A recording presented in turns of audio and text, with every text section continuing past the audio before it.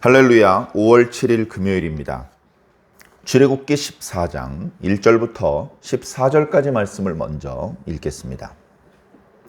여호와께서 모세에게 말씀하여 이르시되 이스라엘 자손에게 명령하여 돌이켜 바다와 믹돌 사이에 비하히롯 앞 곧 바알스본 맞은편 바닷가에 장막을 치게 하라. 바로가 이스라엘 자손에 대하여 말하기를 그들이 그 땅에서 멀리 떠나 광야에 갇힌 바 되었다 하리라. 내가 바로의 마음을 완악하게 한즉 바로가 그들의 뒤를 따르리니 내가 그와 그의 온 군대로 말미암아 영광을 얻어 애굽 사람들이 나를 여호와인 줄 알게 하리라 하심에 무리가 그대로 행하니라. 그 백성이 도망한 사실이 애굽 왕에게 알려짐에 바로와 그의 신하들이 그 백성에 대하여 마음이 변하여 이르되 우리가 어찌하여 이같이 하여 이스라엘을 우리를 섬김에서 놓아 보내었는가 하고 바로가 곧 그의 병거를 갖추고 그의 백성을 데리고 갈새 선발된 병거 600대와 애굽의 모든 병거를 동원하니 지휘관들이 다 거느렸더라. 여호와께서 애굽 왕 바로의 마음을 완악하게 하셨으므로 그가 이스라엘 자손의 뒤를 따르니 이스라엘 자손이 담대히 나갔음이니라. 애굽 사람들과 바로의 말들, 병거들과 그 마병과 그 군대가 그들의 뒤를 따라 바알스본 맞은편 비하히롯 곁 해변 그들이 장막 친 데에 미치니라. 바로가 가까이 올 때에 이스라엘 자손이 눈을 들어본즉 애굽 사람들이 자기를 뒤에 이른지라. 이스라엘 자손이 심히 두려워하여 여호와께 부르짖고 그들이 또 모세에게 이르되 애굽에 매장지가 없어서 당신이 우리를 이끌어내어 이 광야에서 죽게 하느냐? 어찌하여 당신이 우리를 애굽에서 이끌어내어 우리에게 이같이 하느냐? 우리가 애굽에서 당신에게 이른 말이 이것이 아니냐? 이르기를 우리를 내버려두라. 우리가 애굽 사람을 섬길 것이라 하지 아니하더냐? 애굽 사람을 섬기는 것이 광야에서 죽는 것보다 낫겠노라. 모세가 백성에게 이르되 너희는 두려워하지 말고 가만히 서서 여호와께서 오늘 너희를 위하여 행하시는 구원을 보라. 너희가 오늘 본 애굽 사람을 영원히 다시 보지 아니하리라. 여호와께서 너희를 위하여 싸우시리니 너희는 가만히 있을지니라. 아멘. 자, 말씀이 홍해의 기적을 향해서 가고 있습니다.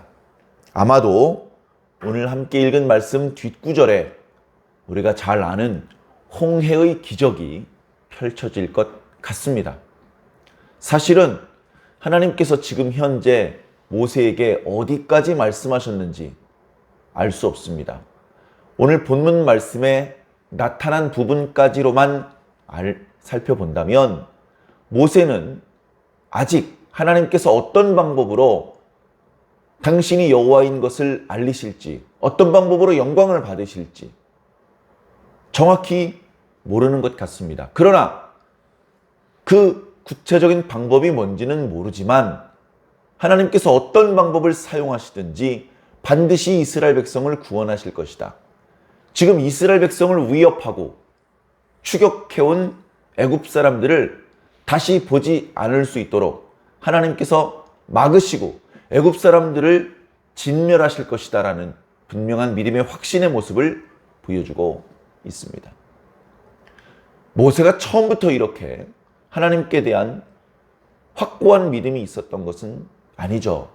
불과 며칠, 몇 달 전까지만 해도 모세는 낙담한 상태였고 보낼 만한 다른 사람을 보내라고 여러 번 하나님 앞에 거절의 뜻을 보였던, 그리고 늘 쉽게 의기소침하고 낙심했던 그런 이제 모습을 우리는 말씀을 통해서 찾아보지 않았습니까? 그러나 모세는 하나님께서 말씀하신 대로 이루시고 놀라운 능력을 애굽 땅에 베푸시며 모든 펼쳐지는 일들이 다 하나님께서 미리 말씀하셨던 대로 이루어지는 것을 보면서 하나님께 대한 굳건한 믿음이 생기기 시작했던 것 같습니다. 안타까운 것은 동일한 것을 보면서도 이스라엘 백성들은 그만한 믿음이 성장하지 못했고, 또한 애굽 사람들도 동일한 것을 보았지만 여전히 어리석고 여전히 안타까운 결정을 반복하고 있다는 것을 보게 됩니다. 오늘날 우리들의 모습도 크게 다르지 않습니다. 같은 시간에 같은 장소에 앉아서 예배를 드렸고 똑같은 내용의 말씀을 들었음에도 불구하고 어떤 분은 가슴이 뜨거워지고 눈시울이 촉촉해지며 그 믿음이 성큼성큼 성장하기도 하고, 또 다른 어떤 사람은 의심하고, 또 다른 어떤 사람은 졸고, 또 다른 어떤 사람은 결석하고, 말씀을 들은 것 같으면서도 엉뚱한 소리를 하는 그런 일들이 우리 주변에도 허다하지 않습니까? 우리는 겸손해야 됩니다. 왜 모세가 믿음이 이렇게 특출나게 되었는지, 왜 이스라엘 백성들이 아직도 그 믿음의 성장이 더딘지, 왜 바로와 그의 신하들이, 그의 백성들이 마음이 완악하여지고 미련하여지고 또다시 마음이 돌변해서 이스라엘 사람들을 추격하고 있는지, 그 모든 것들 뒤에 하나님께서 그렇게 만드시고 계시다는 것을 오늘 말씀을 통해서 보게 됩니다. 하나님께서 애굽 왕 바로의 마음을 완악하게 만드셨습니다. 그래서 애굽 땅에 하나님의 재앙이 한 번, 두 번 쏟아지자마자 항복하지 않았고 끝까지 고집을 피웠습니다. 그 과정에서 애굽은 막대한 경제적인 손실과 인명의 피해를 보기까지 했죠. 그래 마지막 순간에 항복했습니다. 아무런 조건을 제시하지 못하고 무조건 떠나라 서둘러 재촉하기에 이르렀습니다. 이스라엘 백성이 나간 것은 아차 방심한 사이에 도망한 것이 아니고 사실은 그들이 스스로 나가라고 재촉을 했던 것입니다. 그런데 하나님께서 또다시 바로와 애굽 사람들의 마음을 완악하게 하셨습니다. 그래서 그들은 이스라엘 백성들을 추격하기로 했던 것입니다. 그렇게 마음을 먹고 그런 결정을 내리도록 하나님께서 뒤에서 만드신 것입니다. 하나님께서 모든 것을 다 만들고 계셨습니다. 하나님께서 이스라엘 백성들을 이끄실 때 어제 읽었던 말씀에 있는 것처럼 최초로 구름 기둥과 불 기둥으로 이스라엘 백성을 인도하셨습니다. 구름 기둥을 통해서 이스라엘 진영에 뜨거운 태양 가운데 그늘을 허락하셨고, 불 기둥을 세우셔서 밤의 추위로부터 당신의 백성을 지켜주셨습니다. 뿐만 아니라 밤에 불 기둥이 서 있고 낮에 구름 기둥이 서 있다 보니 쉽게 지치고 행군을 중간중간에 계속해서 멈춰야 되는 그런 일이 발생하지 않고 계속해서 하나님께서 길을 열어주시고 인도해 주시는 대로 밤낮을 행군하여 신속히 애굽 사람들이 장악하고 있는 영역을 벗어나갈 수 있었습니다. 그런데 오늘 말씀을 보니까 하나님께서 모세를 통해서 말씀하시기를 백성들의 행군의 방향을 돌려라. 신속하게 가나안 땅으로 들어가는 것도 아니고 신속하게 애굽의 영역을 벗어나는 것도 아니고 방향을 다시 돌려서 홍해 해변을 따라가게 만드셨습니다. 우리는 오늘날 주변에 이스라엘 백성들이 출애굽을 했을 때의 여정을 표시하는 지도들을 봅니다. 보통의 경우는 애굽 땅에서 나오자마자 홍해를 건너고, 그리고 그 오늘날 시나이 반도라고 하는 곳을 V자 모양으로 이렇게 거슬러 내려와서 그 시나이 반도 남쪽 중앙에 위치한 그 시내산에서 하나님께 계명을 받고 다시 시나이 반도를 이렇게 V자를 꺾어서 동북쪽으로 올라가서 거기서 이제 가데스 바네아 쪽으로 갔다가 방황을 하고, 그런 다음에 애굽 땅을 우회해서 결국엔 가나안 땅에 들어가는 그런 화살표들로 구성된 구약의 이스라엘 백성들이 출애굽했던 여정의 지도를 보는데, 오늘날 최근에 발견된 여러 유물들과 기록들, 그런 것들을 종합해 봤을 때 우리가 그동안 보아왔던 출애굽의 그 여정을 그린 지도들은 뭔가 많이 잘못되었다는 것을 알게 되었습니다. 관련해서는 또 여러 가지 도움이 될 수 있는 자료들을 또 여러분들께서 각자 찾아보시기 바라고, 이제 그게 중요한 게 아니고, 어쨌든 하나님께서 이스라엘 백성들이 이렇게 애굽 반대쪽으로, 애굽의 영역을 벗어나는 방향으로 가다가 방향을 돌립니다. 마치 다시 뒤로 돌아가게 만드시는 것 같은 그런 느낌이 들 정도로 방향을 꺾습니다. 왜 뒤돌아가지? 지금 애굽을 벗어나라고 하나님께서 인도하시고 계신데 왜 저 불기둥과 구름기둥이 다시 애굽의 영역 쪽으로 이렇게 우리를 이끌지? 얼른 이해가 되지 않을 것입니다. 이해가 되지 않아도 하나님의 백성은 순종해야 됩니다. 그래, 모세와 또 불기둥과 구름기둥의 인도를 따라서 이스라엘 백성들은 방향을 돌렸습니다. 방향을 돌렸다고 완전히 애굽 방향으로 간 것은 아니고요. 방향을 돌려서 이제 홍해 해변가로 이동을 했고, 넓은 이렇게 털을 만나서 진을 치고 있는 것이죠. 그것을 오늘날은 누에이바라고 이름을 붙이는 곳이라고 그렇게 알려져 있습니다. 누에이바란 이름 자체가 땅이 갈라졌던 곳이라는 의미를 담고 있다고 합니다. 그곳에 이제 진을 치고 있는데 그 소문이 바로의 귀에 들어갑니다. 이스라엘 백성들이 애굽 땅을 벗어나더니 길을 잃고 헤맨다. 이리 갔다 저리 갔다 하고 그들이 광야에 갇혀버렸다. 그들이 길을 잘못 들어서 지금 엉뚱한 곳에 갇혀있다. 홍해를 통해서 하나님께서 이스라엘 백성들을 구원하실 것이라는 것을 꿈에도 짐작할 수 없었던 애굽 사람들의 입장에서는 이스라엘 백성들이 마치 막다른 골목에 들어간 것처럼 그렇게 보였습니다. 그들이 하늘이 무너지는데도 솟아날 구멍으로 승천하게 될 것이라는 것을 도저히 알 수가 없죠.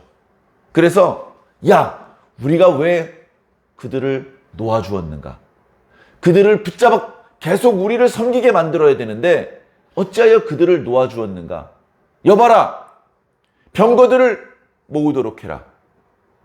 병거들을 통해서 신속히 이스라엘 백성들 뒤를 추격하기 위해서 병거들을 모았는데 선발된 병거만 600승이다 라고 표현하고 있습니다. 선발되었다는 것은 애굽에 있는 군용 병거 중에서도 아주 우수한 병거만 600대가 소집이 되었고, 이어서 애굽 땅의 모든 병거를 동원했다. 그 병거들마다 애굽의 유명한 장수들이 탔고 그들이 이끄는 병사들이 소집되었다. 지금 이미 10가지 재앙의 타격으로 경제적인 피해, 인명, 사기 저하, 이루 말로 할 수 없는 어려움이 있었지만 그들은 마지막에 하나님께서 그들의 마음을 다시 한번 완악하게 만드심으로 해서 필사적으로 남은 힘을 총동원해서 이스라엘 백성들을 뒤따르기로 했습니다. 뒤따른다는 것은 우리도 이스라엘 백성들과 함께 하나님을 섬기겠다, 우리도 받아주세요, 이런 뜻이 아니고 뒤쫓아 추격하는 것입니다.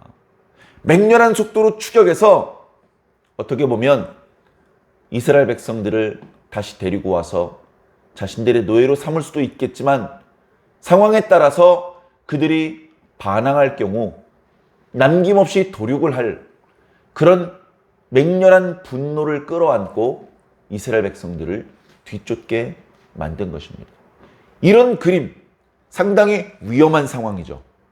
이스라엘 백성들은 신속히 애굽의 영역을 벗어나지 못하고 스스로 막다른 골목과 같은 길로 접어들었고, 그런 소식이 애굽에 알려져서 애굽 왕 바로는 남은 힘을 총동원해서 이스라엘 백성들을 맹렬한 기세로 뒤쫓아가게 만드셨습니다.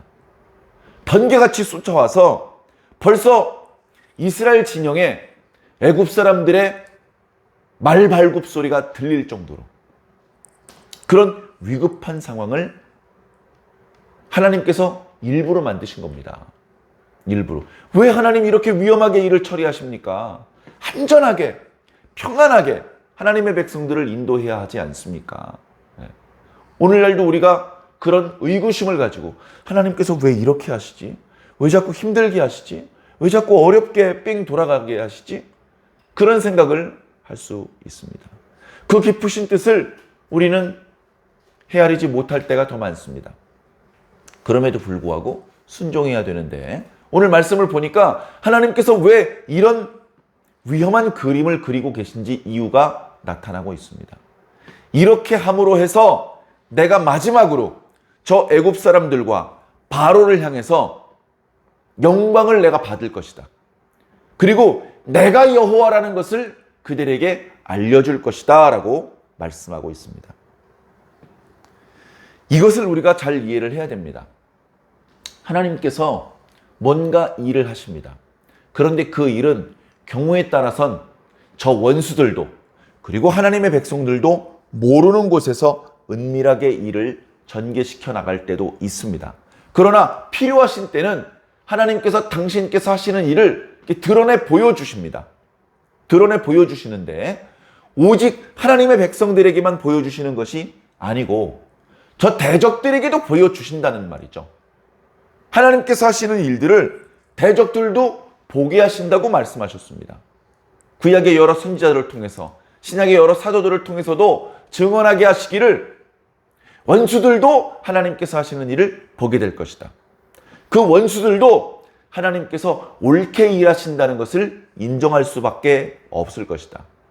자신들이 지옥에 갈 수밖에 없다는 것도 인정이 되고 저 사람들이 천국에 간다는 것도 인정이 되고 내가 그 천국 백성의 대열에 포함되지 못하는 사실도 인정하게 될 것이다. 멸망을 받으러 지옥으로 가면서도 하나님을 찬양하게 만드실 것이다. 무엇이 옳은 것인지 보여주시고 깨닫게 해주실 것이다. 그것이 하나님의 뜻입니다. 하나님은 늘 그런 방법으로 일을 하셨습니다. 물론 멸망당하는 자는 무엇이 옳은 일인지 깨닫게 되는 순간 멸망을 당하죠. 그러나 그 모든 것들을 보고도 멸망당하지 않고 생존하게 될 하나님의 백성들은 하나님을 찬양하고 하나님께서 하셨던 일들을 후대에 길이길이 전승으로 남기게 되는 것입니다. 그래 오늘 말씀에 내가 여호와라는 사실을 그들에게 보여주고 알려줄 것이다 라고 말씀하셨지만 사실은 그것을 이스라엘 백성들이 보고 알게 되는 것입니다. 아, 여호와만 유일한 하나님이시구나. 그것을 더 분명히 깨닫고 그 사실을 자자손손에게 계승하게 그렇게 만드는 것이죠. 하나님께서 그렇게 역사하신 것입니다. 이 그림을 만들기 위해서. 그런데 이런 위급한 상황이 되니까 이스라엘 사람들 중에서 분리가 일어납니다. 모세와 같은 사람은 더 굳건한 믿음 가운데 하나님께서 또다시 어떤 능력을 보여주실지 기대하고 있고 그것을 바라고 소망하며 기도하고 있고 그런가 하면 하나님을 원망하고 두려워하고 모세를 대적하는 그런 부류들이 그동안은 수면 안에 숨겨져 있었다가 이제 불거지기 시작하는 것입니다. 아, 대적자들이 아직도 있어. 이스라엘 백성들이 애굽에 쏟으신 하나님의 10가지 재앙, 그 능력을 다 보았는데도 불구하고 애굽 사람들이 다 항복하고 은금 패물과 의복까지 제공해주고 재촉해서 너희들은 애굽 땅을 나가라 라고 해서 출애굽을 경험하는 그 놀라운 기적까지 겪으면서 여기까지 왔음에도 불구하고 또 원망하고 또 하나님의 종과 하나님을 실망시키는 말을 거침없이 쏟아냅니다. 이들이 하는 말을 들어보십시오. 자, 10절에 애굽 사람들이 자기들 뒤에 당도한 것을 알고 이스라엘 자손이 심히 두려워하여 하나님께 부르짖었자. 하나님께 부르짖는 건 좋아요. 어려움을 만났을 때 하나님의 이름을 불러야지 누구의 이름을 부르겠습니까? 그리고 하나님께 도와주심을 구하고 하나님을 의지해야 됩니다.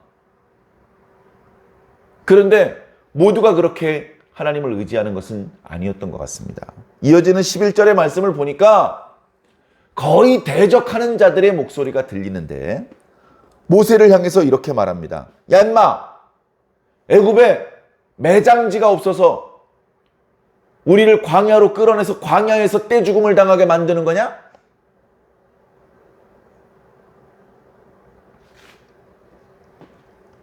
우리가 애굽에 있을 때부터 얘기했잖아. 안 나가겠다고. 애굽 안 나간다 그랬잖아. 우리를 자꾸 끌고 애굽 밖으로 나가려고 하는데 우리는 그냥 여기 애굽 땅에 살면서 애굽 사람들 섬기고 살 거야.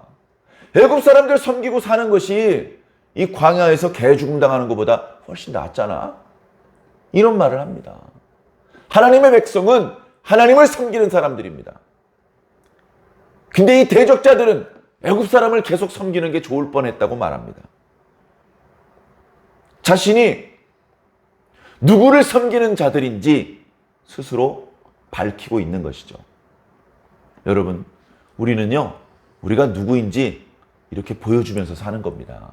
하나님은 하나님대로 자신이 유일한 하나님이라는 것을 대적들에게 또 당신의 백성들에게 보여주고 계신 것이고 우리는 우리대로 오직 하나님을 믿는 자인지 언제든 기회가 생기면 하나님을 대적할 사람인지 보여주고 사는 것입니다. 모세가 그 말을 듣고 화가 많이 났을 것입니다. 그 백성들과 동조해서 함께 하나님을 원망하는 것이 아니라 하나님의 이름으로 그들을 저주하고 그냥 꿀밤이라도 먹여주고 싶었을 것입니다. 그러나 모세가 진노하지 않고 그 마음을 추스리고 그들에게 담담히 말합니다. 너희는 두려워하지 말아라. 가만히 서 있어라. 여호와께서 오늘 우리를 구원하실 텐데 그 과정에서 너희들이 보고 있는 저 애굽 군병들은 다시는 볼 수 없게 될 것이다. 그렇게 이야기를 했습니다. 이유는 무엇입니까? 왜 가만히 있어야 됩니까? 도망가든지 맞서 싸우든지 해야 되는 거 아닙니까? 아니야, 가만히 있어. 가만히 있으라는 말씀 속에는 두 가지 의미가 있습니다. 두려워 떨거나 도망하지 말아라. 담대한 마음을 가져라. 편안한 마음을 가져라. 믿음을 가져라. 이런 의미가 하나 있고 너희들이 움직이지 마. 이 싸움은 하나님의 싸움이야. 우리가 애굽 군병들과 싸우는 게 아니고 우리를 대신해서 하나님의 애굽 군병들과 싸워주실 거야. 하나님이 일방적으로 이기실 거야. 하나님이 어떻게 멋지게 이기시는지 보고나 있어.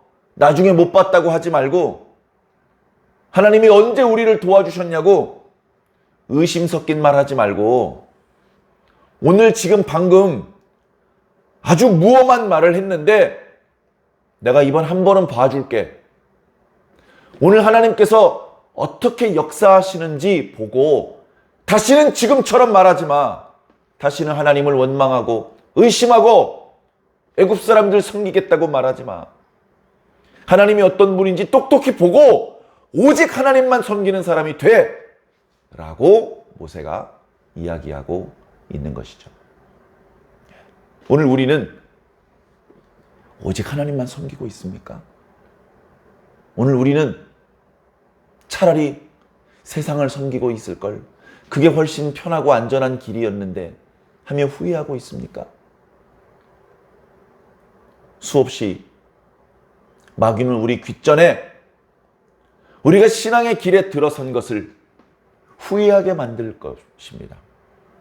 그리고 우리가 다시 돌이켜서 세상으로 돌아가게 그렇게 만들기 위해 있는 힘을 다해서 노력할 것입니다.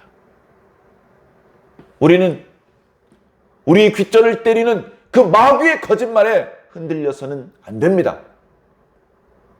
마귀의 말을 들었던 아담에게 무슨 좋은 일이 생겼습니까? 우리는 우리를 살리시고 우리를 위해 모든 것을 희생하시고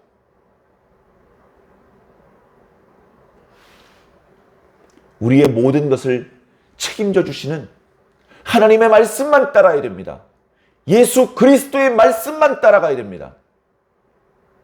말씀의 인도, 성령의 인도만을 따라서 가야 합니다. 그래야 살 수 있습니다. 하나님의 말씀은, 그 말씀을 듣는 것은 자신의 교양을 위해서 인문학 강좌를 듣는 것이 아닙니다. 말씀을 듣는 것은 죽고 사는 문제입니다. 말씀을 들으면 살 것이고 듣지 않으면 죽게 되는 것이 우리가 듣고 있는 이 말씀의 능력인 것입니다. 사랑하는 성도 여러분, 완전하지는 않지만 여러 가지로 부족하고 실수도 많았지만 그래도 잘 해오셨습니다. 물론 우리의 그 모든 부족한 부분들을 하나님께서 채워주셨고 보충해 주셨고 덮어주셔서 여기까지 올 수 있었죠. 그리고 앞으로도 하나님께서는 우리를 계속 도와주실 것입니다. 어리석게 세상으로 마음을 빼앗기지 마시고 계속해서 하나님의 말씀에 집중해 주시기를 바랍니다.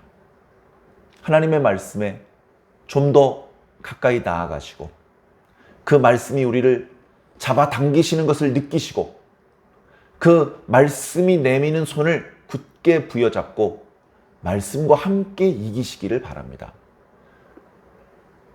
말씀과 함께하지 않는 존재는 홍해에 가라앉을 수밖에 없겠지만 말씀과 한 덩어리로 연합된 자는 홍해에 빠지지 않고 살아남을 것입니다.